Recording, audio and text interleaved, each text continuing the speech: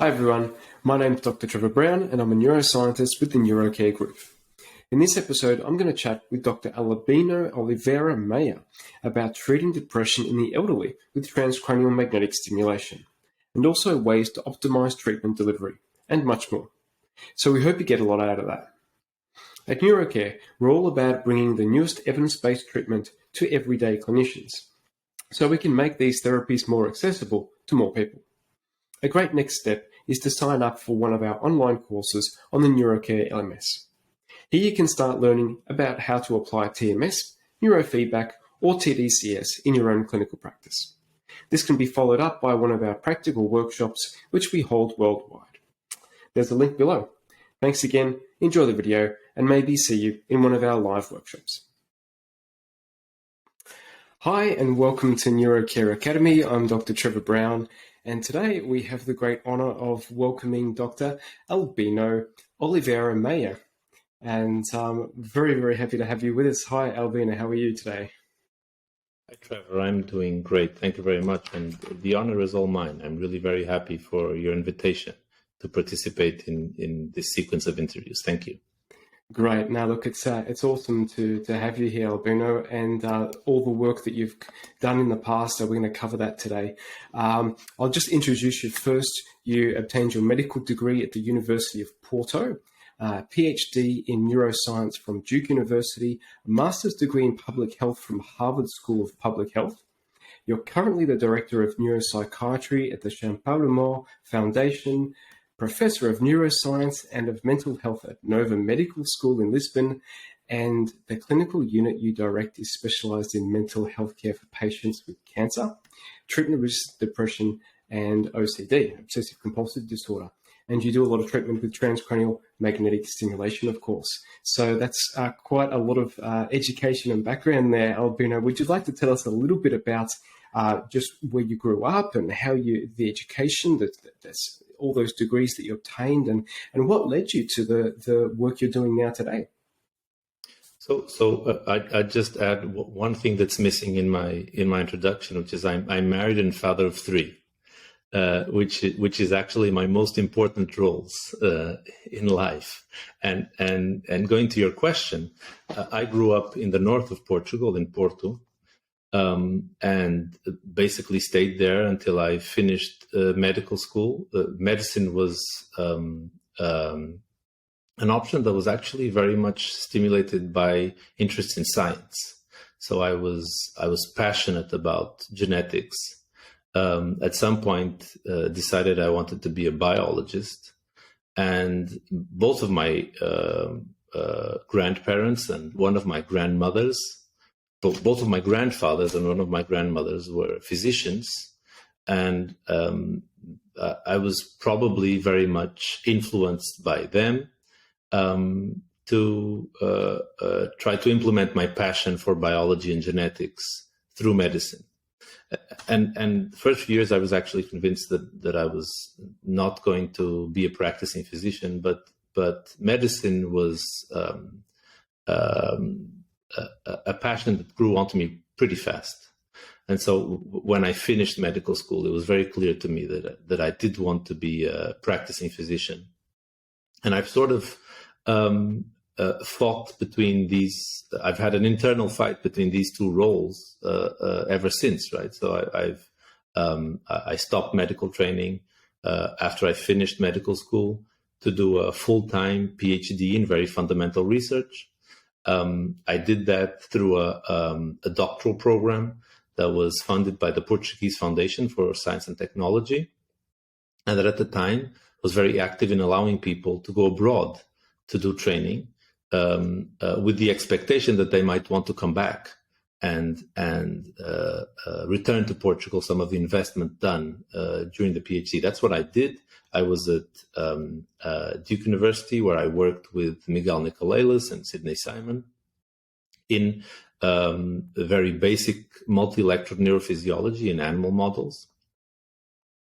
And after I finished my PhD, I stayed on for a couple of years for a short postdoc, wrapping up some of the stuff I had started previously. And at the same time, I was preparing to come back into medical training and studying for the exam we need to take in Portugal, to access specialty training. And when I started off at Duke, I was convinced I was going to be a neurologist later on. I mean, I was doing neuroscience, and that was sort of the natural thing. And while I was there, almost by chance, I mean, the really nice things in life very frequently happen by chance. I ended up involved with the psychiatry department, and was really very much surprised by the work that was being done, the scientific quality and rigor that the psychiatry trainees at Duke were exposed to.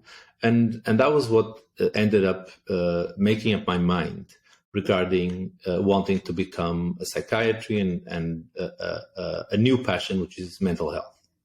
And so I accessed training in psychiatry in Lisbon, and that's what got me back. And I was very fortunate that when I did come back, the Champalimaud Foundation was starting off. So this the Champalimaud is relatively recent, and it has at the time already, and it has continued, an outstanding neuroscience research program. And while I was doing psychiatry residency, I started working with Rui Costa here at the Champalimaud, and then ended up having the opportunity to actually start off the psychiatry clinical program at the Champalimaud. That clinically is the main area of activity has been cancer. And that's one of the reasons why we definitely have a very clear concentration on the mental health care for patients with cancer. And also during my residency, I was funded again by the Portuguese Foundation for Science and Technology to participate in a program with Harvard that intended to train clinical scientists to work in Portugal. And during that program, I met at Boston Álvaro Pascual León, a pioneer in TMS. And he supported me, mentored me.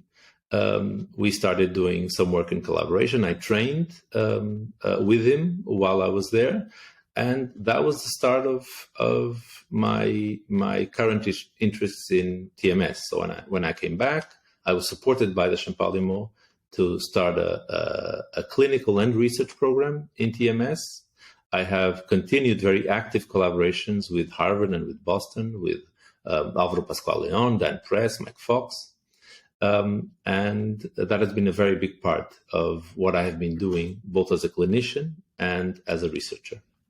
That's fantastic, and that's one of the things I love talking to clinician researchers in these interviews. You know, you just have a great grasp of what is needed on the ground with your patients, and your background in psychiatry and research is just it's a great combination. So it's fantastic to speak to you today, and what we're going to talk about today is really some great news for the aged population. You've done some research on TMS in the elderly and shown that it is effective.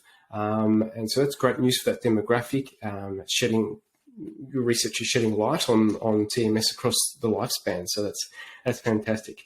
We're also going to talk about the assessment that you do in transcranial magnetic stimulation, which is called motor thresholding, and some research that you've done around the variability, the intra-patient variability that you see there.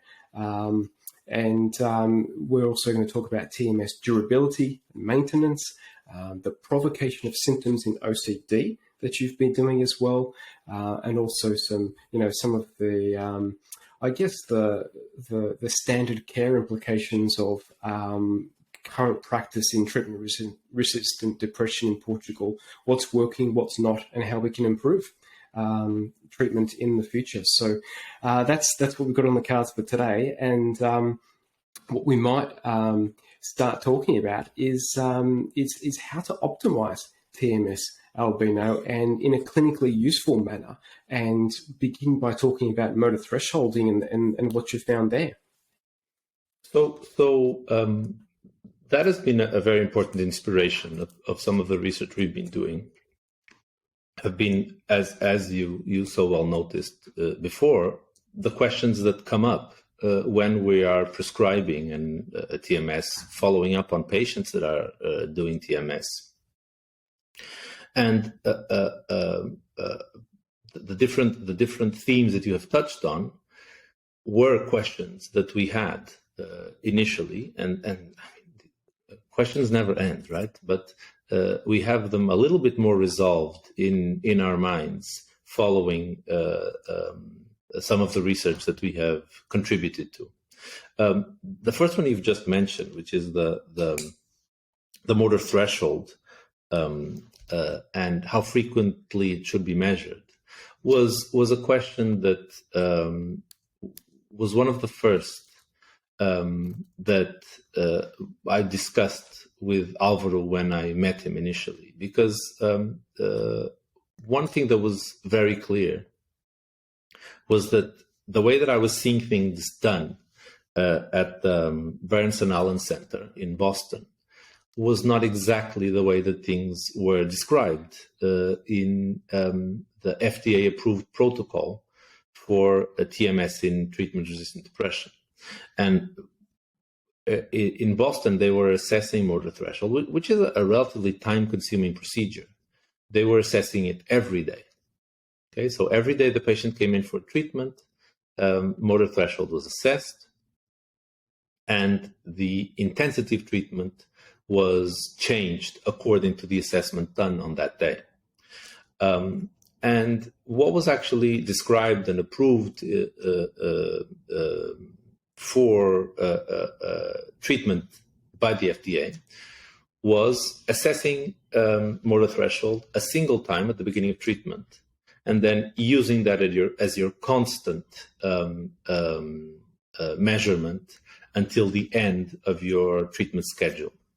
Maybe, Albino, we'll just, for people who don't know TMS, we'll just mention why we measure motor threshold, because what we're doing, in fact, is sending pulses at a particular intensity of machine output so that we know what intensity is required in order to cause an action potential and cause the thumb to twitch.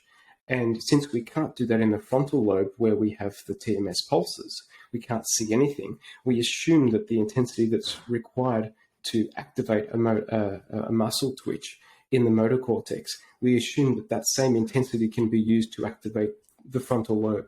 And so what you're saying is that we measure this once, and then we use the same intensity for the whole of the treatment duration. I mean, motor threshold assessment is an implementation of individualized treatment that has been being done in TMS since the start of the technique, right? So these are things that we have that we're discussing in other areas of psychiatry and mental health, like medication, for a long time, that aren't really being used for many reasons.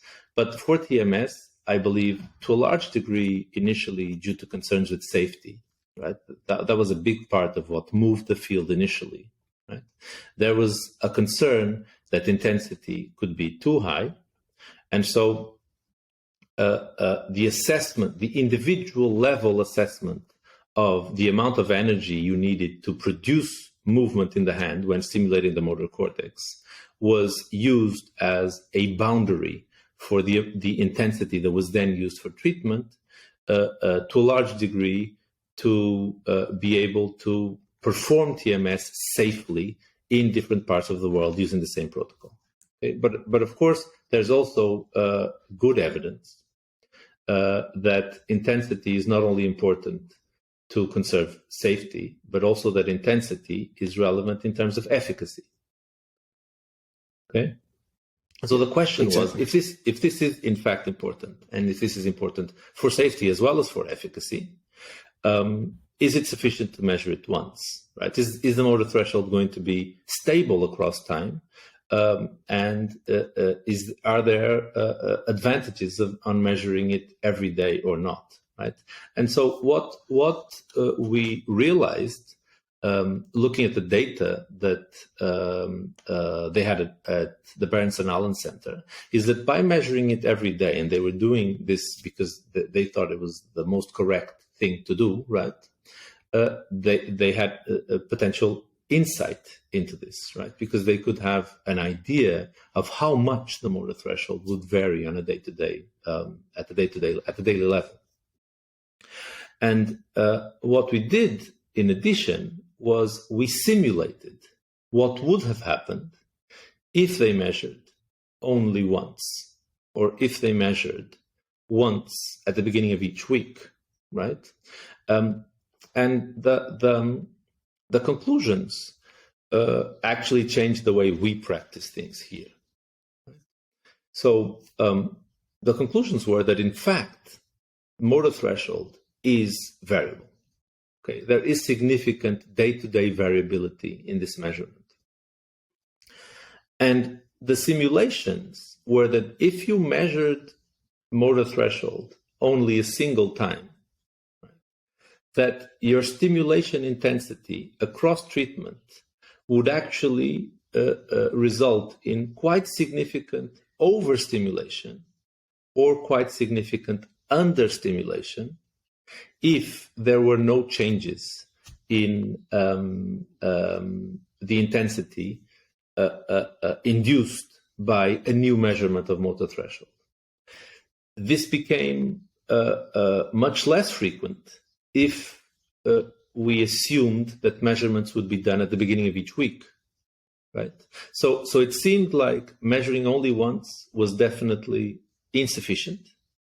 Measuring every day might be excessive in terms of time consumption, right? So the advantage from measuring every week to measuring every day was not very significant, right? And so what we're doing currently here, based on the results of that work done with Alvaro at Harvard, is we measure motor threshold at the beginning of each week, okay? And then we use that intensity for the treatments that are performed for that week. And obviously, if we run into problems for some reason, let's say the patient is having pain, or the patient is reporting any kind of side effects or discomfort, we reassess the motor threshold and try to optimize things for that patient.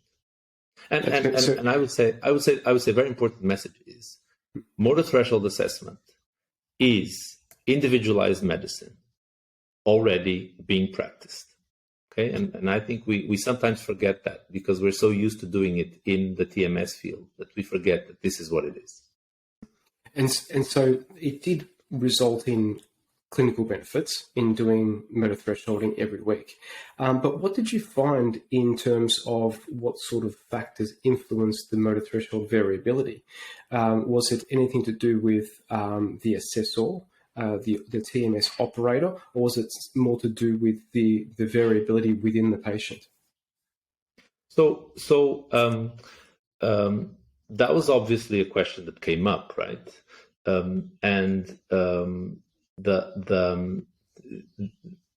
small part of the work that was also published at the same time was trying to understand not even differences between assessors, right, but how predictable the same assessor would be in doing the stimulation in exactly the same place across time, right?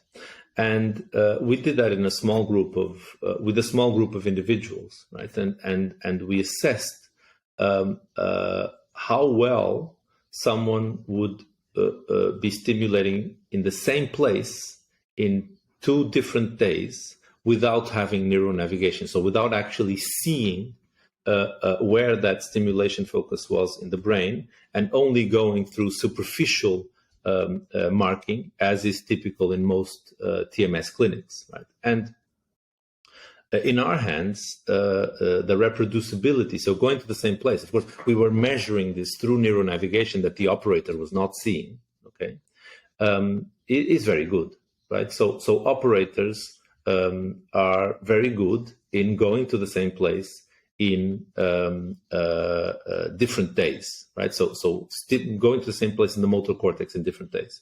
So it doesn't seem like this variability is or should be explained by variability in where the assessor is going, right? It's much more likely that this could reflect differences in that individual, right? And we can think about differences in terms of the conditions of when this was done. So is this being done in the morning? Is this being done in the afternoon? Or how well did that person sleep? Did they sleep well? Did they have a rough night? Did they omit any kind of medication? Do they smoke? If they do, how long ago did they smoke their last cigarette? Did they take coffee? Did they not? I mean, we can think about a bunch of different aspects that could be modulating the excitability of the motor cortex and thus the motor threshold. But there's another thing that is relevant, which is there is some degree of randomness, right? And so when we're doing motor threshold, we are putting in energy at very well-defined moments in time into a specific area of the cortex, right? And the cortex is not a stationary structure, right? So physiologically, there's lots of variability in what's going on. And so I believe part of this variability is also a result of how random it is to actually be applying these pulses at a given state of the motor cortex in a given time. Of course, randomness definitely does not explain all of this, because if it did, in all likelihood, it would be irrelevant to measure once every week or once daily, right? And it doesn't seem that is irrelevant. Okay, so measuring closer time-wise, measuring closer to the date where the stimulation is actually going to be done seems to provide a closer estimation of the excitability of that person, right? So there are, in all likelihood, other elements that are contributing. And one of the things that we assessed as possibly being contributing is actually clinical improvement. Okay? So there were some changes, some part of the variability, a small part, but in any case, part of the variability of the motor threshold was being explained according to the symptomatic improvement that was occurring as patients progressed in treatment. Absolutely. Well, that leads us, I guess, to sum up a little bit, that it'll be a good idea to do motor thresholding every week. So in most clinics, that's about 5 sessions or 3 to 5 sessions. And then once you have finished your approximately 30 sessions, then you've done a lot of work with maintenance and the durability of the response in TMS. So would you like to outline a little bit for us? I'd like to know as well if you get good compliance with your OCD patients for maintenance treatment, but you've actually added to your treatment with the OCD patients some provocation of symptoms. Is it prior to or during the TMS sessions? Can you outline that work for me?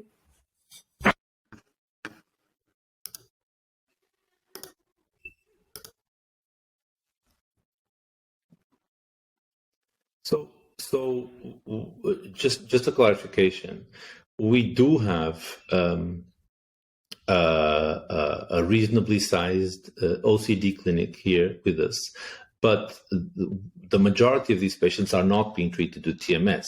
So our TMS program for OCD started quite recently, and we've had maybe a handful of patients. And with OCD, as with treatment-resistant depression, while we're working in Europe, we typically take advantage of the guidance that is provided by the protocols that receive FDA clearance. There is no exact equivalence that could be used across Europe. And so we felt that going with FDA cleared protocols is the way to go. And the FDA protocol, the FDA approved protocol for OCD includes symptom provocation before each session, before each stimulation session. Okay, so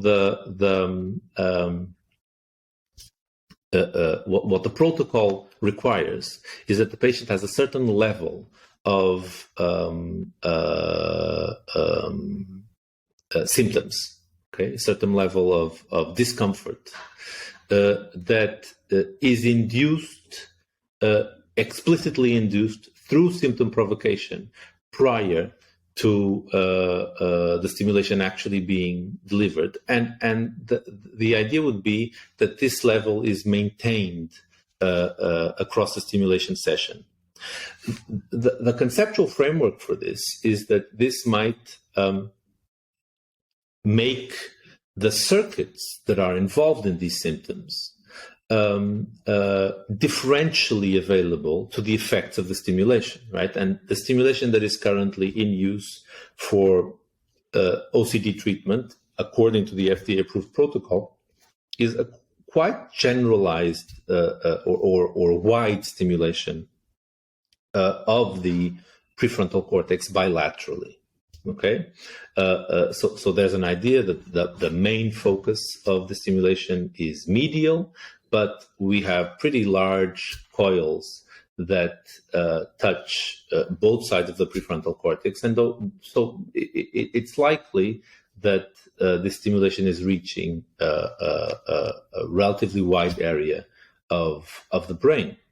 And so it makes sense that you would perform interventions that would maybe functionally focalize some of these effects. There's no really good evidence to support that this is the case, but the fact of the matter is that the clinical trials were done with symptom provocation. Okay, and so we also don't have evidence that the treatment works if you don't do symptom provocation. Of course, the issue is that symptom provocation is a challenging procedure. It's tough to do, okay? And it becomes logistically challenging if we now have to involve several different professionals to perform the symptom to be involved in each treatment session, right? So if we have to have a psychologist to do the symptom provocation and then a technician to do the TMS procedure, at some point the treatment becomes very unpragmatical, very difficult to deliver, which is ultimately our objective, is to make these treatments accessible and easy to access. And so the question is, can you actually train TMS technicians, people that are not clinical psychologists with experience in symptom provocation, to perform symptom provocation before each stimulation session? And so that was the challenge that we were trying to address when we were setting up our program. And we asked our CBT-based clinical psychologists to design a program to train our techs to deliver symptom provocation. And once we had done that, and we realized that it was working, right? So we had a system that was working. So we have our psychologists assess the patients in a structured way. Then, according to this assessment, they build a strategy, a very explicitly designed strategy to induce the symptoms. And then they present this strategy to the techs. They explain how it should be done, and they make themselves available to answer questions during treatment. And for the patients that we have treated, this has worked quite well. And so we decided we should probably share this with the community. And we published it very recently to suggest a way by which in other centers that are interested in treating patients with OCD and or in using symptom provocation, you can quite easily train non-specialists in performing this approach. Fantastic. Yeah, look, it's great to share the all the value that you have created in your research clinic and your clinical expertise there with the wider community. So thank you for publishing so frequently all of the work that you're doing. It's fantastic. So moving on now to the primary work that I have known you for, and that's the TMS in the elderly. And you've noticed that it actually works in the older population as well. So again, very clear clinical question at the start of the work, right? So a sizable proportion of patients with treatment-resistant depression are not that young, right? So age is an important factor for the occurrence of TRD, and at the same time, the older patients are also patients where you need to be more careful in the pharmacological options that you use, right? So polymedication, side effects are of greater concern in this population. And so TMS becomes a more interesting alternative. But there are these papers floating around saying, well, maybe TMS isn't as effective in the elderly. We all know that the distance from the surface of the cortex to the coil is an important factor in terms of the amount of energy that actually reaches the cortex, which we believe is quite relevant in terms of the clinical effects, right? And so there was this idea that because you have more cerebral atrophy in older patients, that maybe they were less susceptible to improving when they were treated with TMS. And there was some level of evidence to support that could be the case. A few years back, when this question started to pop up, we were starting to think about collaborations with scientists in Brazil, at the University of São Paulo, and particularly with Orestes Forlenza, that is a well-known psychiatric gerontologist or gerontopsychiatrist, maybe that's a more appropriate word. And he had a close contact with Andrea Brunoni, a well-known person in the field of non-invasive brain stimulation. So we got together to try to understand if, in fact, the available evidence in the literature would support that TMS is not working in older patients. So here the question was not a comparative question. It's not, does it work better or worse? It's, does it work at all, right? So we did a systematic review, so looking at what was already done to compare active versus sham TMS in patients that were, let's say, not young, because we started off pretty low in terms of the geriatric population. We didn't go with the oldest of the old, okay? And the meta-analysis of the available evidence was positive. So active treatment is significantly different from sham treatment in older patients. And then because we were thinking, well, is above 55 years old a good threshold? Should we be concentrating on only the oldest of the old?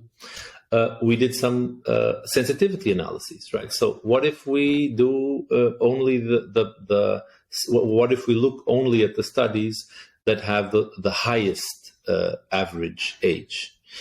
And we were quite surprised to find that the studies with the older patients actually were the ones with the best results. So it almost seemed like it was the other way around. And so we explored, why is this happening, right? It didn't make sense that suddenly the world was turned upside down, right? And just age was a positive predictive response. And what we found was that the studies with the oldest patients were also the studies that were delivering TMS for the longest amount of time. Okay. So you see many studies that are published with relatively short time courses of stimulation, right? So 2, 3, 4 weeks, while what is approved is 4, 5, 6 weeks. Okay. And what we found is that the older the population, the longer the treatment course. And actually, when you controlled for the duration of the treatment course, the effective age was not there anymore. So what we believe this data was telling us is that TMS works for older patients if you do the treatment in the way that it is actually has been proposed, right? In ideally 6 weeks long treatment. And so the next step was actually looking at this in naturalistic cohorts of patients doing TMS. And we did this together with Boston and the University of Iowa with our own sample. And there what we did was we compared the response profiles between younger and older patients, right? This is now a comparison, not sham versus active. It's a comparison of treatment response in naturalistic samples comparing younger versus older, right? And it was interesting that the result in this large naturalistic sample, multi-center naturalistic sample, was quite consistent with the results of our meta-analysis. Because what we found is that early on, younger patients had a better response. But when you went all the way to 6 weeks, the response was the same in younger and older patients. And this, again, was supporting the fact or supporting the hypothesis that older patients do respond to TMS similarly to younger patients, but they need a longer amount of time to get there.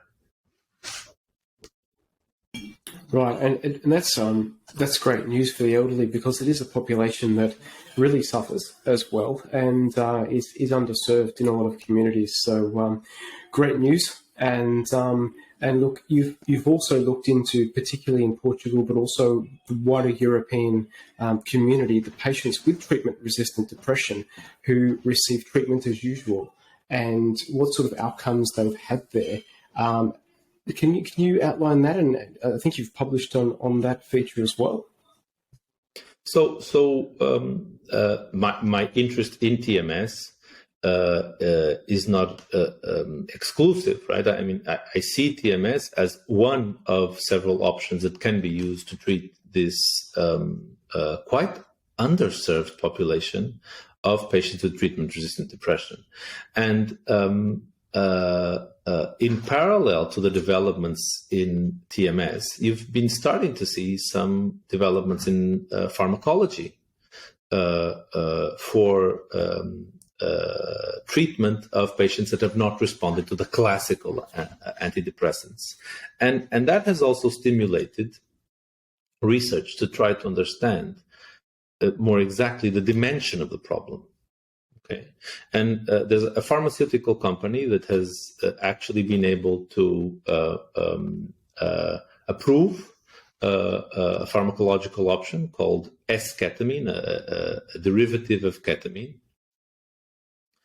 And they're having a hard time convincing the regulatory authorities in Europe that this is something that should be reimbursed. Okay. So there's some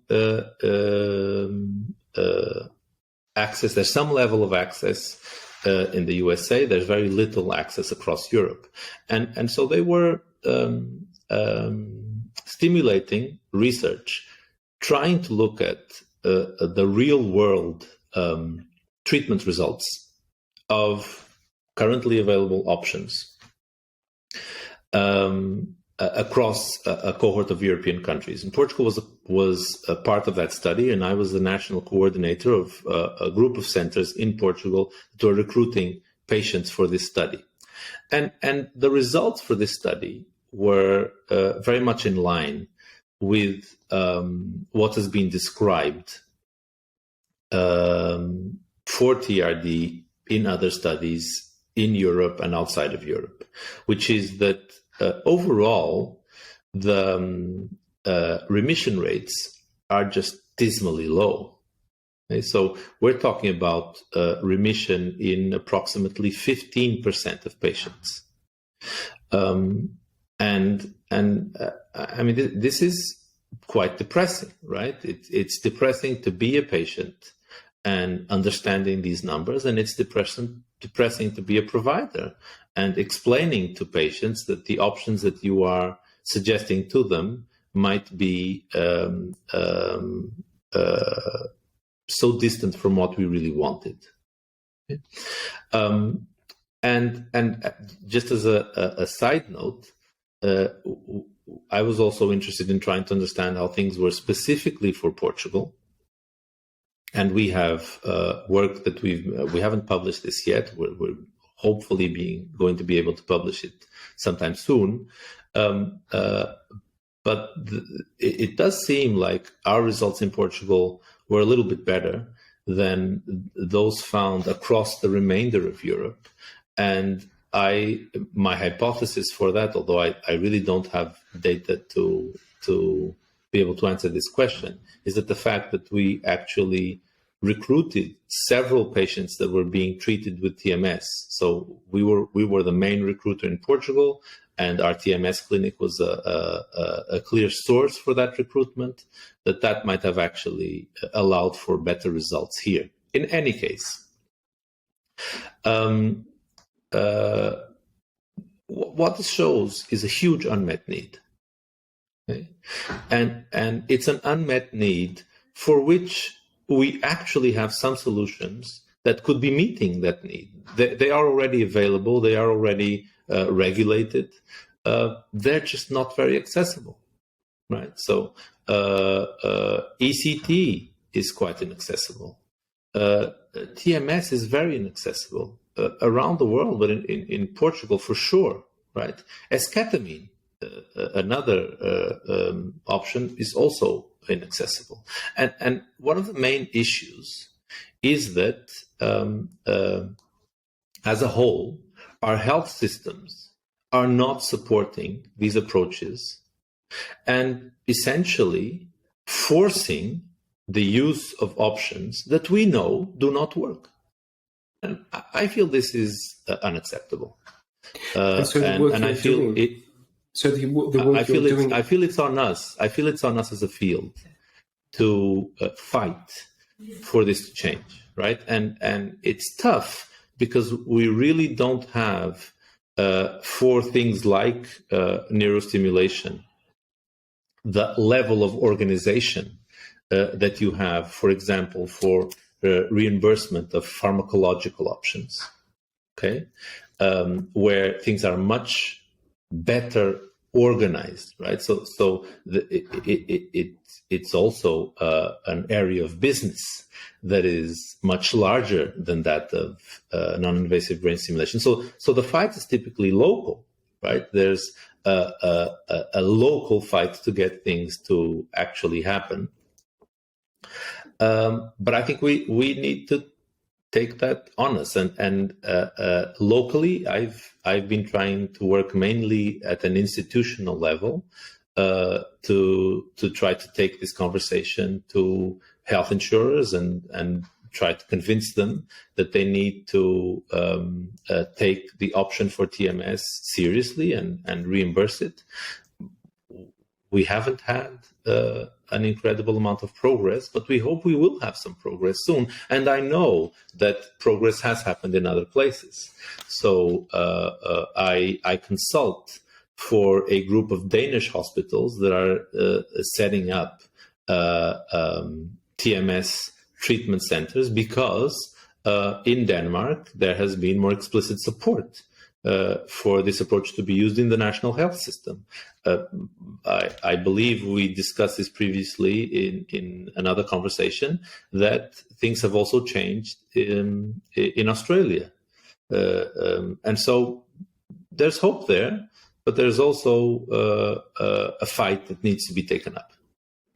We're very lucky to have you, fighting that fight, someone of your knowledge and the novel approaches that you're using and applying every day. So thank you very, very much for all the work that you're doing. You've got other novel approaches that you're using, such as MRI connectivity, and you've been using that in mania. Is there anything that you'd like to discuss with us in terms of the future? So that work is much more mechanistic, right? So it isn't really directly applicable in the clinic, right? But one of the things that everyone is concerned about in TMS, as in many other instances of treatments that already are available, is how to make them better, right?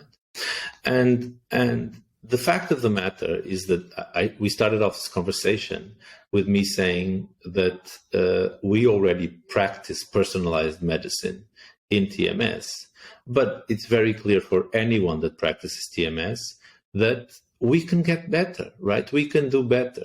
For instance, we know the complexity of the prefrontal cortex, right? And the way that we're targeting the specific area of the prefrontal cortex that is being used for treatment is quite unsatisfactory, right? So we're using rulers on patients' heads, right? And we have some evidence that Mike Fox and colleagues have been bringing up suggest that there are functional elements in the brain that could be used to find and again individualize, personalize the targets that might be most useful in individual patients, and that has actually been taken to fruition with the recent approval of accelerated protocols for TMS in treatment-resistant depression, where a big part of the innovation that is being proposed in this recently approved FDA protocol is individualization of the treatment focus through functional MRI that is done prior to starting treatment. And let's see where this takes us, right? Let's see to what degree this is actually going to be relevant in clinical practice in the future. But there's also a lot to be done in terms of trying to use TMS and trying to use TMS better for other indications, right?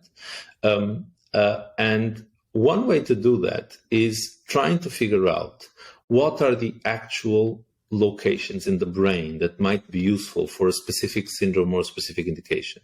And again, Mike Fox has been a pioneer there, using multiple areas of multiple approaches of causality in terms of inducing or treatments or treating symptoms to try to find the best places to then use for improved treatments. And we teamed up with Mike and published about this work that we did with him in 2020, I believe, with mania. And the approach there was, we know that there are some patients that develop mania after brain lesion, right? So they have a focal brain lesion. They didn't have bipolar disorder previously, and then suddenly they have a manic episode. And in some instances, they develop bipolar disorder. And we believe this is telling us something about those areas of the brain and what they might be doing in the context of mania. But these lesions are very distributed across different areas of the brain. This is typical in many lesional psychiatric disorders. Okay, so while in the more neurological lesional disorders, where you have a typically, this is not true for everything, but where you typically have a higher concentration in a specific area, right? In psychiatric syndromes, that's just not typically true. And this either suggests that the lesions are irrelevant, right? That we're just seeing random variability, or that the lesions might be acting in different locations, but different locations that belong to the same circuit. Okay? And the work with lesional connectivity is exactly trying to understand what is the common connectivity of different lesions that are leading to the same syndrome, right? And we've done that with mania.